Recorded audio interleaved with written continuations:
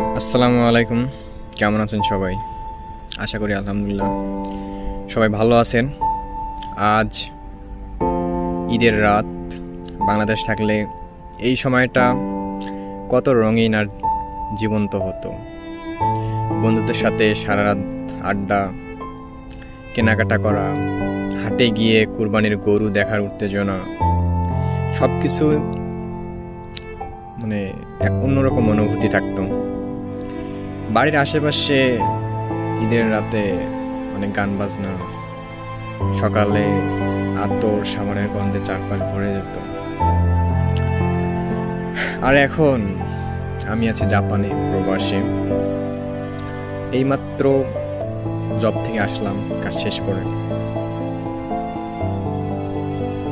নেই কোনো আলো, নেই বন্ধুদের হাসির শব্দ, শুধু আমি আর এই নিঃশব্দ রাত। মনটা কেমন যেন ভার হয়ে আছে। ভাবি দেশে থাকলে হয়তো এই মুহূর্তটা কারো বাসায় থাকতাম, অথবা কোনো বন্ধুর সাথে হাঁটতাম, ঘুরতাম। কিন্তু আজ আমি অনেক দূরে, নিজের স্বপ্নের পিছনে ছুটছি ঠিকই, কিন্তু লাইফ থেকে অনেক কিছু হারাচ্ছি। প্রিয় মানুষদের দেখা করা, ছোট ছোট সুখ, ঈদের আনন্দ একসাথে উপভোগ করা, সব কিছু থেকেই দূরে।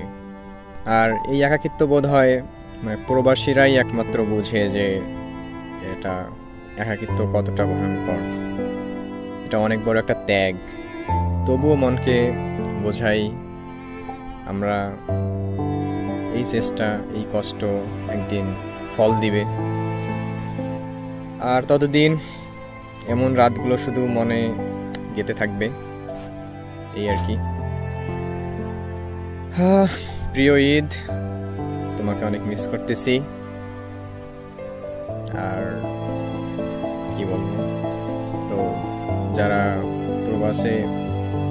প্রবাসে যারা আছেন, তো তাদের জন্যই আর কি ভিডিওটা অনেক কষ্টকর, কারণ তারাই একমাত্র বুঝবে যে প্রবাসে থাকা আসলে কত কষ্ট।